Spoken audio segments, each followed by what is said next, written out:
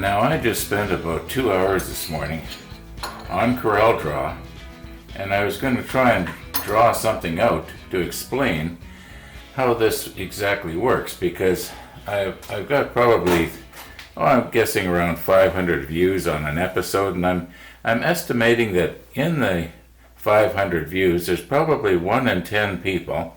That means there's like, what, 50 people that maybe don't understand how one of these works.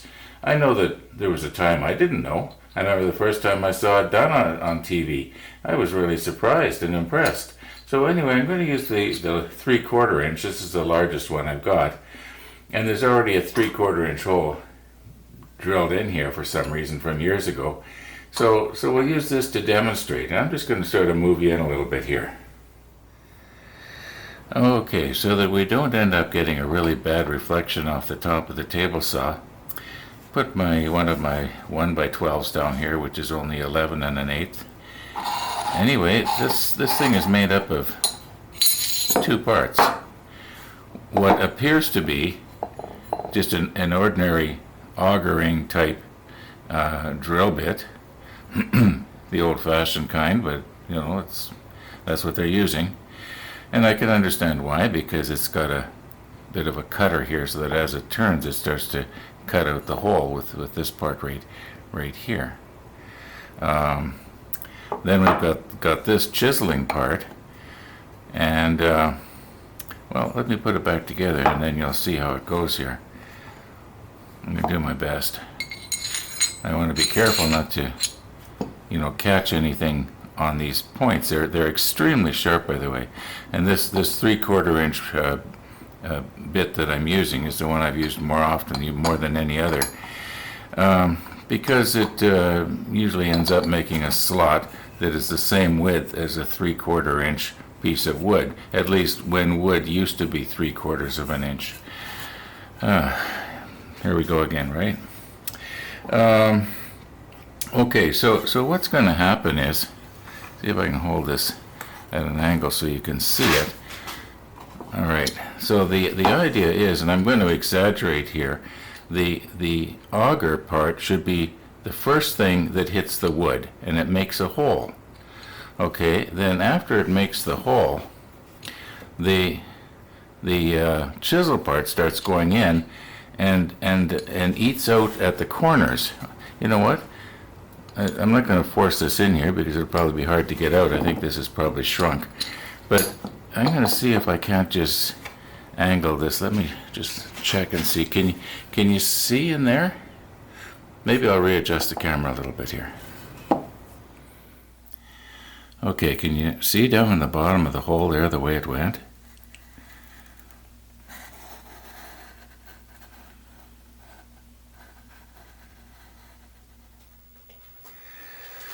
Okay, here's what's going to happen. Got a piece of scrap wood in here.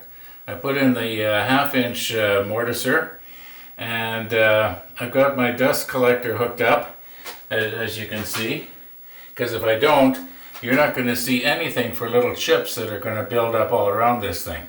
So hopefully this is going to extract them as fast as they come out of here. I don't have my floodlights down here, so the lighting might not be exactly right.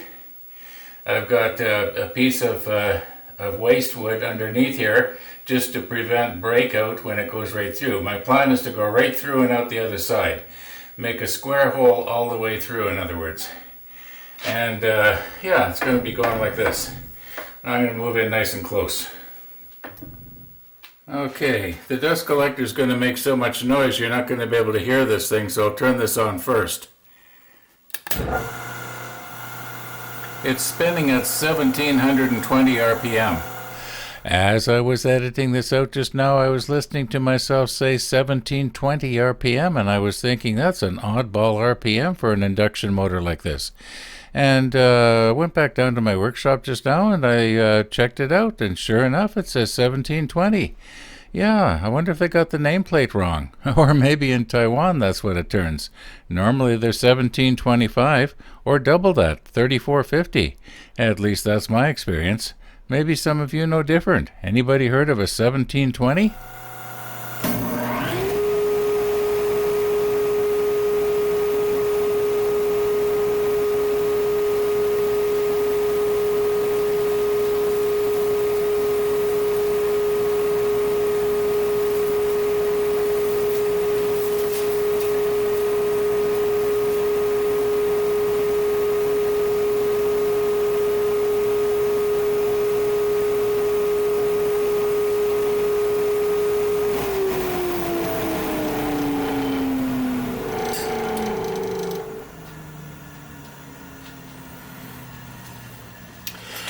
Now, I'm not going to give you a tutorial on how to operate this machine, but sometimes what will happen is a little chip will sort of jam up in there and you'll get a lot of rattling and grinding going on.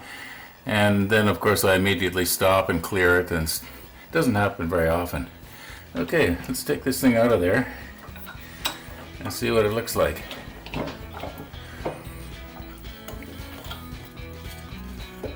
Okay, there's the other side. A little bit of tear out going on there, but well, let me reposition the camera.